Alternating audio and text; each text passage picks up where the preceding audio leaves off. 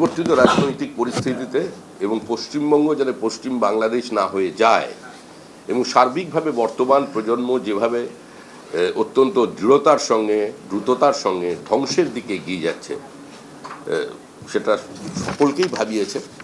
প্রত্যেক মানুষ শুধু চিন্তিত নন, আতঙ্কিত পশ্চিমবঙ্গের ভবিষ্যৎ নিয়ে এবং এই জেনারেশনকে নিয়ে। তো সেই কথা চিন্তা করেই একটা পশ্চিমবঙ্গের সার্বিক আর্থসামাজিক অবস্থার পরিবর্তন এবং রাজনৈতিক পরিবর্তন, গণতন্ত্রের পুনঃপ্রতিষ্ঠা যেভাবে দেখছে, তাকে দেখে বহু মানুষই সমাজের ভিন্ন ভিন্ন স্তরের, যাদের সরাসরি রাজনীতির সঙ্গে কোনো যোগাযোগ নেই, এরকম মানুষ আছেন, রাজনীতির মানুষজনও আছেন, সুশীল সমাজের মানুষ আছেন, তারা বিজেপিতে যোগ দিচ্ছেন এবং বিভিন্ন জায়গায় বিভিন্ন জেলায় অনেক বামপন্থী কর্মীরাও বিজেপিতে যোগ দিয়েছেন, আবার দেবেন কয়েকদিনের মধ্যেও আসছেন। যারা গত 14 বছরের তৃণমূল কংগ্রেসের ক্ষমতার অমৃতরস পান করেনি, তারাও বিজেপিতে আসছেন। অলোকেশ প্রসাদ রায়, উনি এক্স সিনিয়র স্পেশাল সেক্রেটারি ছিলেন এডুকেশনাল ডিপার্টমেন্টে। আজকে উনি আমাদের বিজেপি পরিবারে সামিল হলেন, বিজেপি পরিবারে সামিল হলেন আজকে। Ex senior special secretary educational department doctor Tapan Kumar রায়।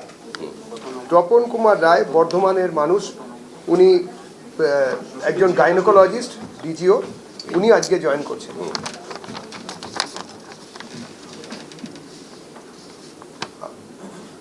আজকে আমাদের পরিবারে অন্তর্ভুক্ত হচ্ছেন শ্রী জয়প্রকাশ মিশ্র। জয়প্রকাশ মিশ্র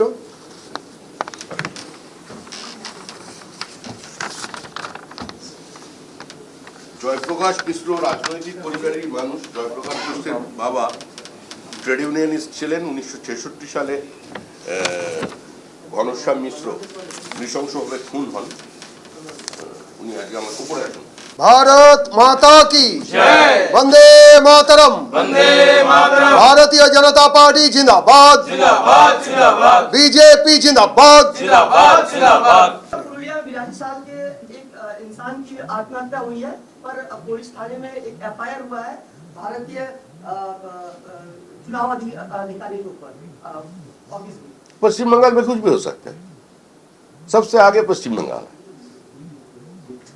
लेकिन कामकाज के मामले में सबसे पीछे। आज आर्थिक वृद्धि का दृष्टि से पश्चिम बंगाल, त्रिपुरा और असम का भी पीछे चला गया, उड़ीसा से का पीछे चला गया, ऐसा स्थिति है आज। तो ये कोई नया घटना नहीं है, कुछ भी हो सकता है। कोई प्यार के कारण खुदकुशी कर लिया तो उसका भी कारण ऐसा ही दिखाया जाए। फरक्का इशू में टीएमसी एमएलए का एफआईआर दायर किया गया है। सीईओ की तरफ से इलेक्शन कमीशन की तरफ से बोल दिया गया है कि एमएलए के विरुद्ध एफआईआर दायर किया जाए। वो सीईओ को पास जाइए, उससे पूछिए, हम लोगों का क्या कहना है इसमें। भारतीय जनता पार्टी का जितना कार्यकर्ता को मारा गया, जो पोस्टपोल वायलेंस का ऊपर सीबीआई का जांच चल रहा है, उसमें पुलिस सहयोग की जगह पर वो तो जितना विटनेस था उसको हॉस्टाइल कर रहे हैं, सारा एविडेंसेस पुलिस गायब कर रहे हैं। ऐसा स्थिति में पश्चिम बंगाल चल रहा है। It is a total absence of law and order. तो ये सब चलेगा। दादा, आपको ऐसा संस्था से लोन मिला है जिसको 13 करोड़ से ज्यादा लोन मिला है, जिस संस्था का कोई एग्जिस्टेंस ही नहीं है। अरे 1300 करोड़ की खेला है। अबे भाई 13 करोड़ पश्चिम बंगाल में कोई रुपया होता है?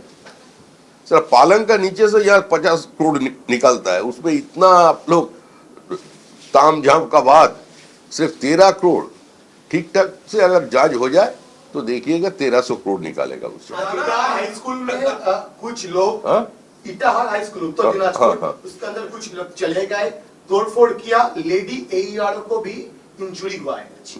सुप्रीम कोर्ट का तो डायरेक्शन था कि ये सुप्रीम कोर्ट को सोचना है और इसी को देखना है। भारतीय जनता पार्टी पश्चिम बंगाल में विपक्ष का राजनीति कर रहे हैं। सिचुएशन क्या है वो हमको मालूम है। हम लोग इसका विरोध कर रहे हैं, लेकिन कितना विरोध करें? लोकतांत्रिक व्यवस्था में जितना आवाज उठाना चाहिए विपक्ष के नाते हम लोग वो कोशिश किया है, लेकिन पूरा इस सिस्टम को पीसफुल रखना और सबका प्रोटेक्शन का इंतजाम करना ये इंश्योर करने का दायित्व इसी का ऊपर है। और सुप्रीम कोर्ट का जो ऑब्जर्वेशन है, सुप्रीम कोर्ट का जो डायरेक्टिव्स है, उसको कैसे इंप्लीमेंट किया जाए, इसको देखने का दायित्व अभी सुप्रीम कोर्ट को लेना पड़ेगा। सो मोटो उसको भी कुछ कहना पड़ेगा। दादा नवीन जी आ रहे हैं 27 अध्यक्ष को ऐसा सुना गया है, तो इसके बारे खुशी में का माहौल है। क्या ये हमारा नया युवा अध्यक्ष, उसका नेतृत्व पे श्यामा प्रसाद की भूमि पर श्यामा प्रसाद का सरकार बनने जा रहा है। गंगोत्री से गंगा सागर तक भाजपा की सरकार, श्यामा प्रसाद मुखर्जी की सरकार, नरेंद्र मोदी का सरकार, डबल इंजन सरकार का जो सपना हम लोगों का था, वो साकार होने जा रहा है और होकर रहेगा। दादा, मंजरुल इस्लाम के बाद अब अखरुज्जमान लगातार वो धमकी दे रहे हैं, वो एसआईआर के जो सेंटर है, हियरिंग सेंटर के अंदर घुस के वहां पर जाके वीडियो के सामने लगातार धमकियां दे रहे हैं इलेक्शन कमीशन के जो कर्मचारी हैं उनको। देखिए, ये लोग सब, हर एक आदमी का एक आइडल होता है जिसको फॉलो करते हैं। इन लोगों का जो गुरु है ना, वो अफजल गुरु है।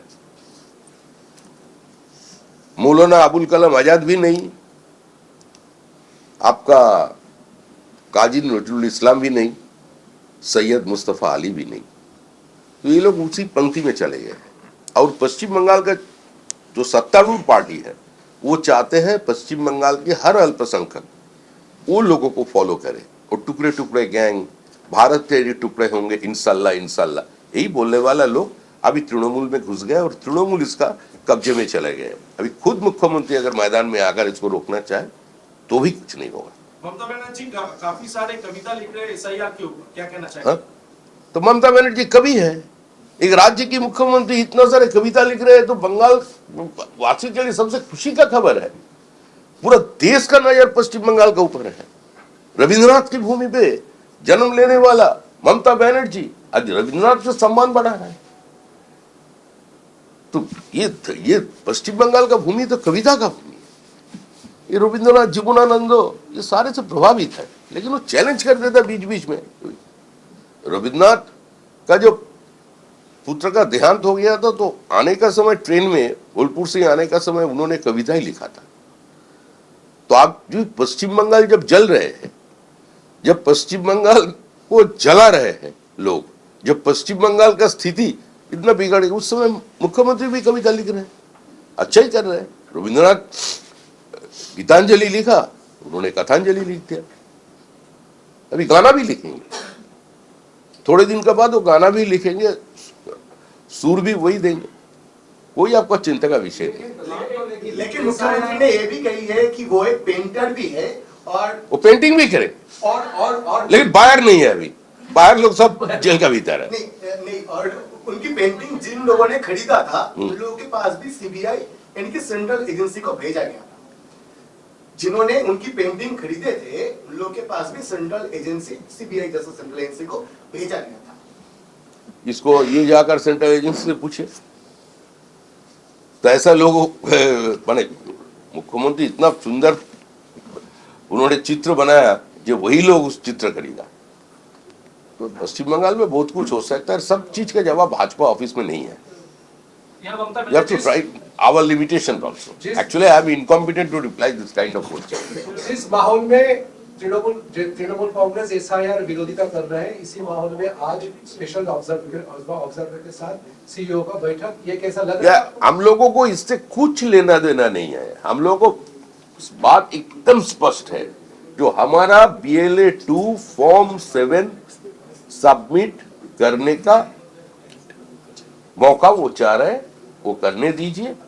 जितना हमारा ऑब्जेक्शंस है फॉर्म 7 में, वो सारे के सारे लेने का व्यवस्था चुनाव आयोग करे।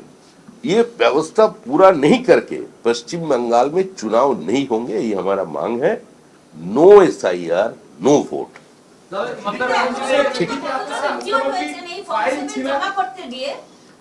সব জায়গায় ইনজুর্ড হয়ে যাচ্ছে। আমাদের কর্মীদের মাথা ফাটছে, তাদের চোখের জলের হিসাব তো কেউ রাখছে না। আমরা গুনছি, মানুষগুলোকে চিনে রাখছি। চোখের বদলে চোখ, এর তো জঙ্গলের নীতি তো আমাদের নয়। আমরা তাদের চিনছি, কিছু BLOকেও আমরা চিহ্নিত করেছি।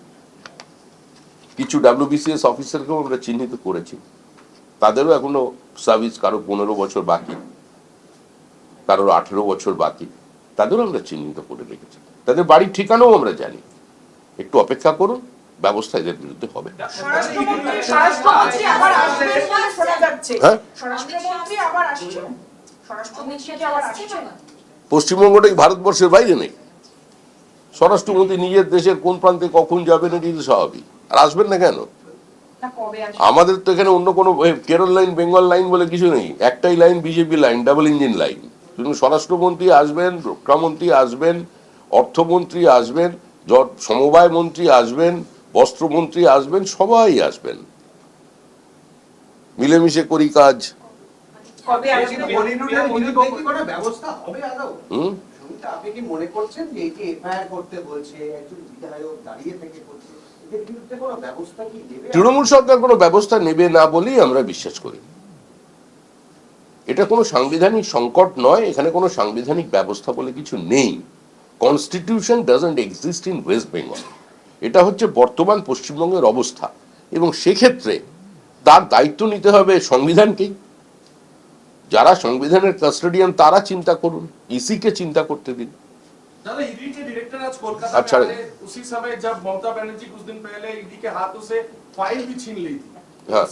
उसके बाद पहली बार आ रहे हैं ईडी के डायरेक्टर गौतम नंद, राहुल नंद। तो आपका मैंने आप किस चीज के लिए इंतजार कर रहे हैं कि अब ममता बनर्जी जाकर के उसका जेब से कलम छीन लेंगे? ऐसा नहीं करेंगे, बार बार मुख्यमंत्री ऐसा कम नहीं। ভারতীয় জনসংঘের জন্মই পশ্চিমবঙ্গের মাটিতে। দীর্ঘদিনের আমাদের স্বপ্ন যে গঙ্গোত্রী থেকে গঙ্গাসাগর, শ্যামাপ্রসাদ মুখার্জির মাটিতে, শ্যামাপ্রসাদ মুখার্জির সরকার তৈরি হবে। আমাদের নতুন সভাপতি নীতিন নবীনের নেতৃত্বে। তো স্বাভাবিকভাবেই যে রাজনৈতিক দলের যাত্রা শুরু হয়েছিল এই পশ্চিমবঙ্গের মাটি থেকে, সেজন্য তার প্রথম রাজ্য সফর শুরু হচ্ছে পশ্চিমবঙ্গ থেকে। অভিষেক বন্দ্যোপাধ্যায় পুরুলিয়া থেকে বললেন যে যে লোকাল ট্রেনগুলি ঝাড়গ্রাম বা জঙ্গলমহলে চলে সেগুলি সময়ে চলে না। তিনি বলছেন যে বিজেপি না করলেও আমরা আপনাদের দাবি যে ট্রেনের সমস্যা সেটা মেটাবো। কিভাবে দেখছেন? সেই দলের যখন রেলমন্ত্রীরা ছিলেন পশ্চিমবঙ্গে জনপ্রতিনিধি হয়ে, তখন কতগুলো পাথর তুলতেছিলেন, আর সেই পাথরগুলো এখন কি অবস্থায় আছে, ওই পাথরের বিবর্তন কোন জায়গায় গিয়ে পৌঁছেছে, সেটা প্রথম অ্যানথ্রোপোলজিক্যাল সার্ভে যারা করেন সেখানে গিয়ে একটু খোঁজ খবর নিন, তারপরে ট্রেনের কথা বলবেন। আপনি নিজেও রাজ্যসভায় এই প্রসঙ্গ তুলেছিলেন, এই বিষয়টি আপনি সমাধানের চেষ্টা এই করবেন? মুহূর্তে পশ্চিমবঙ্গে 43টা রেলের প্রজেক্ট আটকে আছে শুধুমাত্র জমি জটের কারণে। কারণ কোন সরকারের যদি কোনো কম্প্রিহেন্সিভ ল্যান্ড পলিসি না থাকে, একটা সরকার ক্ষমতায় আসার সঙ্গে সঙ্গে যদি বলে যে সরকার 1 স্কোয়ার ফিটও জমি অধিগ্রহণ করবে না, প্রাইভেট কিংবা পাবলিক যে কেউ যে কোনো প্রজেক্ট নিয়ে যদি পশ্চিমবঙ্গে আসে, তাহলে জমির মালিক থেকে জমির কেনার দায়িত্ব সম্পূর্ণভাবে তার। আর সে কারণেই পশ্চিমবঙ্গের ফ্রেট করিডোর থেকে শুরু করে হাইওয়ে, বিএসএফ এর বর্ডার আউটপোস্ট, রেলের বিভিন্ন প্রজেক্ট আটকে আছে। তো আগে তারা সেগুলো ঠিক করুন। কত আরবি এই মুহূর্তে রেলওয়ে ওভারব্রিজ শুধুমাত্র জমি জটের কারণে আটকে আছে।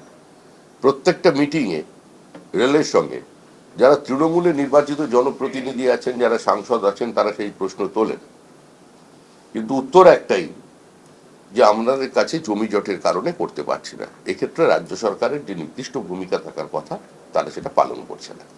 রাজ্যের বিদ্যুৎ প্রতিমন্ত্রীকে আজকে দেখা গেল যে এসআইআর নিয়ে হিয়ারিং চলছিল, সেই জায়গায় গিয়ে তিনি থ্রেট করছেন, হুমকি করছেন এবং বলছেন সরাসরি গিয়ে আধিকারিকদের বিজেপির হয়ে দালালি করছেন।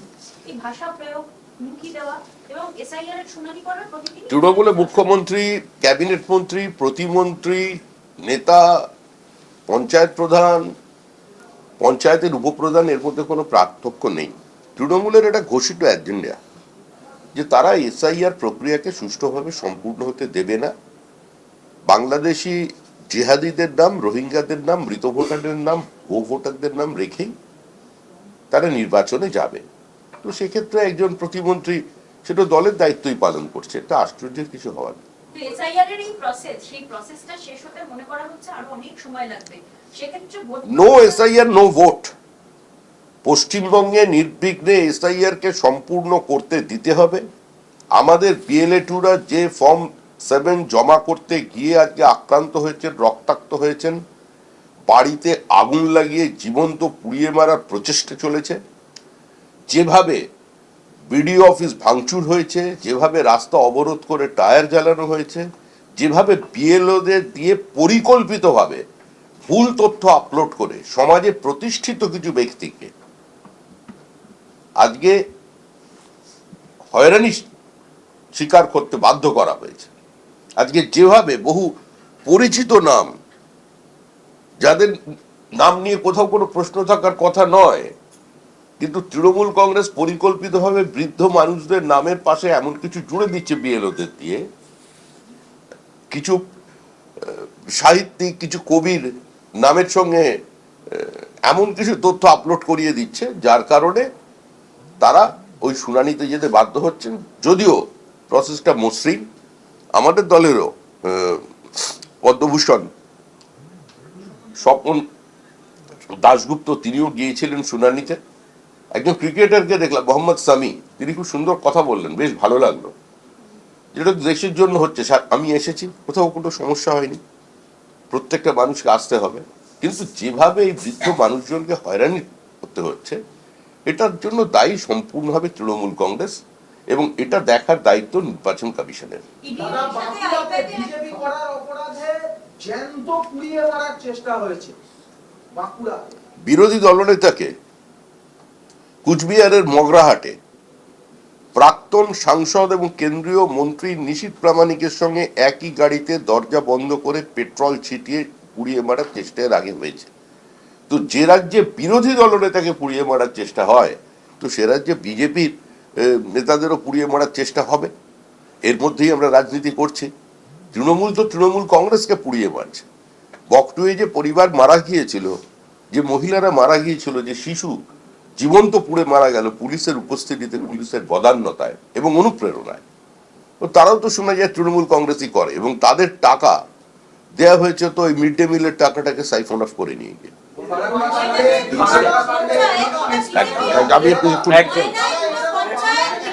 আমি লক্ষ্মীর ভান্ডারের টাকা দেওয়া হচ্ছে না, বিজেপি করছে না বলে কি লক্ষ্মীর ভান্ডারের টাকা দেওয়া হবে না? বিজেপি করার অপরাধে লক্ষ্মীর ভান্ডারের টাকা থেকে তারা বঞ্চিত, এবং সেই মহিলারা কোর্টের দ্বারস্থ হয়েছে। ওটা বিজেপির দখলে এই পঞ্চায়েত। এই পরিস্থিতির মধ্যেই তো পশ্চিমবঙ্গে বিজেপি রাজনীতি করছে। এ ধরনের অসহিষ্ণু, প্রতিহিংসা পরায়ণ সরকার এর আগে কোনোদিন ভারতবর্ষের কোনো রাজ্যে আসেনি। আমরা অতীতে যে রাজ্যগুলোকে জঙ্গলরাজ হিসেবে চিহ্নিত করেছিলাম, যে বিহার, উত্তরপ্রদেশের আইন শৃঙ্খলার কথা বলতাম, বা সেখানে যেভাবে জাতিগত দাঙ্গা তৈরি করা হতো, আজকে তো সমস্ত কিছুকে ছাপিয়ে গেছে পশ্চিমবঙ্গ। আজকে যারা মানুষকে জীবন্ত পুড়িয়ে মারার চেষ্টা করেছিল, যারা হিন্দুদের দোকান ঘরে আগুন লাগিয়েছে, বাড়িতে লুট করেছে, মাস্টার মশাইকে তরোয়াল নিয়ে কাটতে গেছে, তো তাদের তো আজকে যখন বেরোলো, তারা তো কার্যত বীর পুজো পেল, তাদের সম্বোধনা জানানোর জন্য এত লোক পৌঁছে গেল। এটাই হচ্ছে বর্তমান পরিস্থিতি। যারা নিরাপদ আশ্রয়ে বসে মনে করছেন যে তারা সুরক্ষিত আছেন কলকাতা এবং কলকাতার পার্শ্ববর্তী অঞ্চলে, সময় বলে দেবে যে পরিস্থিতি কোন জায়গায় যাবে। একটু আস্তে আস্তে এক একজন করুন ওনাকে বলতে। মনিরুল ইসলামের বিরুদ্ধে ইমিডিয়েট এফআইআর করার নির্দেশ দিয়েছে নির্বাচন কমিশন, এবং বলেছে যেহেতু তার বিরুদ্ধে কোনো ব্যবস্থা হয়নি, বিকেল 5টার মধ্যে এফআইআর করতে হবে। একই সঙ্গে হচ্ছে কালকে আমরা দেখলাম ওনার নেতৃত্বে যারা বিডিও অফিস ভাঙচুর করেছিল তাদেরকে বীরের সংবর্ধনা দেওয়া হলো। একই ঘটনা কিন্তু বিজেপির ক্ষেত্রেও দেখা গেছিল, যারা এই প্যাটিস বিক্রেতাকে মারলো তাদেরকে। সিপিএম এর ক্ষেত্রেও দেখা গেছে তপন শুক্ল।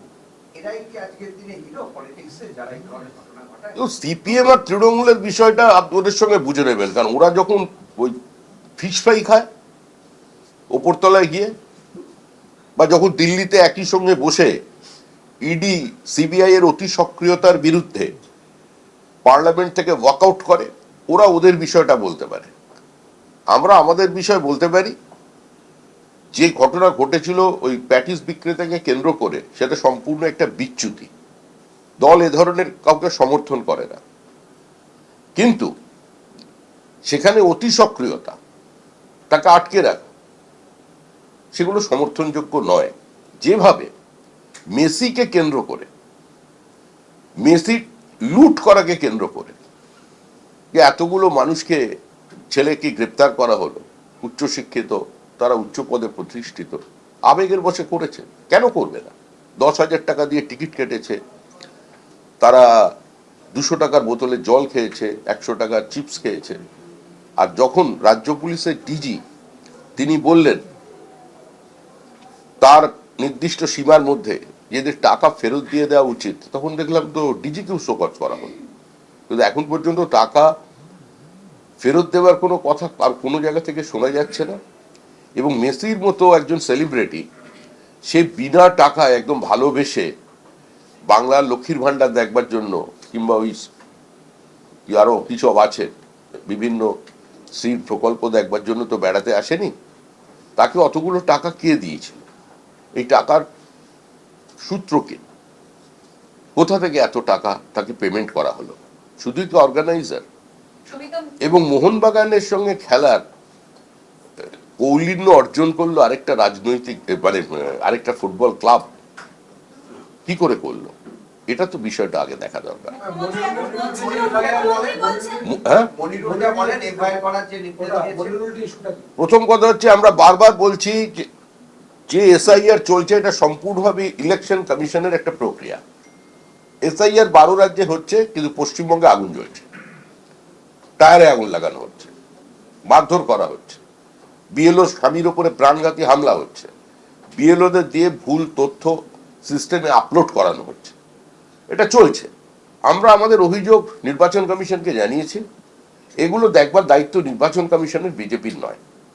আমরা আমাদের অবস্থানে অত্যন্ত দৃঢ় আছি যে আমাদের যা ফর্ম 7 আছে সেগুলোকে জমা নিতে হবে, আমাদের অভিযোগকে নিতে হবে। শুধু আমরা নয়, তৃণমূলেরও যদি অভিযোগ থাকে ফর্ম 7, যদি কোনো কর্মী থাকেন তারটাও নিতে হবে। কংগ্রেস, সিপিএম, তাদেরও নিতে হবে, কারোর বাদ দেওয়া যাবে না। ফর্ম 7 জমা নিতে হবে।